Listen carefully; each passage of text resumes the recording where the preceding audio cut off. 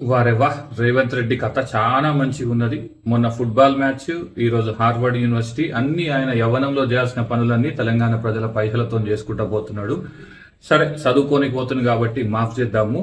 రేవంత్ రెడ్డికి ఒక సామెత బాగా సీరియస్గా అనిపించినట్టున్నది. ఏంటిదంటే, రాజకీయాలలో నిత్య విద్యార్థి లెక్క ఉండాలి. నిత్య విద్యార్థి అంటే రేవంత్ రెడ్డి గారు మళ్ళా కాలేజీలో పోయి చదువుకోవడం కాదు, స్కూల్లో పోయి చదువుకోవడం కాదు. అవన్నీ మనం ఔషధనంలో ఉన్నప్పుడు చేసేది ఉండే. ఇప్పుడు పోయి కాలేజీలో చదువుకుని కాదు. నిత్య విద్యార్థి అంటే నువ్వు ప్రజల నుంచి నేర్చుకోవాలి, పక్కనున్న వాళ్ళ నుంచి నేర్చుకోవాలి, పక్క పార్టీలకి వచ్చి ఇంకో పార్టీలో ముఖ్యమంత్రి అయితే ఆ పార్టీ యొక్క మూల సిద్ధాంతాలని, అక్కడ ఉన్నటువంటి ఆలోచన విధానాన్ని అలవర్చుకోవాలి. ఇవేవి అలవర్చుకోకుండా ఇప్పుడు వెళ్ళి ఏదో హార్వర్డ్లో లీడర్షిప్ ప్రోగ్రామ్ చేస్తే నువ్వు లీడర్ కాలేవు. ఎందుకు ఈ మాట చెప్తున్నామంటే, నువ్వు హార్వర్డ్ వెళ్ళిన తర్వాత అక్కడ ఉన్నట్టు లీడర్షిప్ ప్రోగ్రాంలో నువ్వు 3 రోజులు 4 రోజులు ఉండి చేసేదేం లేదు. 24 నెలలుగా తెలంగాణ అనే పాఠశాల నుంచి నువ్వు నేర్చుకున్నది ఏమీ లేదు. నీళ్లు, నిధులు, నియామకాల కోసం కొట్లాడిన ఈ తెలంగాణ పాఠశాల నుంచి, కళాశాల నుంచి నువ్వు నేర్చుకున్న ఒక్కటంటే ఒక్క పాఠం కూడా లేదు.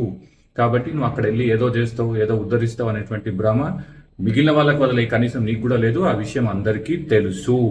ఇంకొక మాట ఏంటిదంటే, నువ్వు పదే పదే ఒక మాట అంటుంటావు కదా, కేటీఆర్ అని ఇట్లా, కేటీఆర్ అని అట్లా అని. కొన్నిసార్లు కాలము సమాధానం చెప్తుంది, కాలమే నీకు సమాచారం ఇస్తుంది.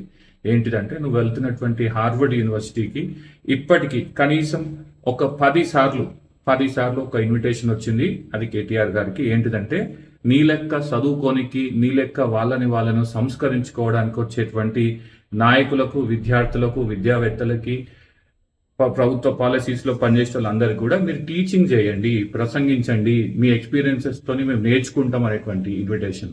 తాజాగా కూడా ఒక హార్వర్డ్ యూనివర్సిటీ నుంచి ఇన్విటేషన్ వచ్చింది. అది కేటీఆర్ అన్నకి నీకు ఉన్నటువంటి తేడా.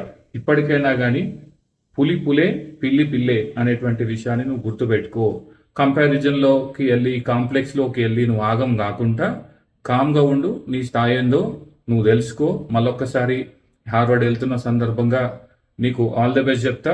ఎందుకంటే I wish you will come back as a better person who has some humility and అన్నిటికంటే ముఖ్యంగా ఈ గర్వం తగ్గించుకొని పక్క వాళ్ళను మనుషులుగా చూసేటువంటి ఒక మంచి మనస్తత్వాన్ని వారం రోజుల పాటైనా నేర్చుకొని తెలంగాణకు తిరిగి రావాలని, మంచి ఉండాలని కోరుకుంటున్నాను. Thank you.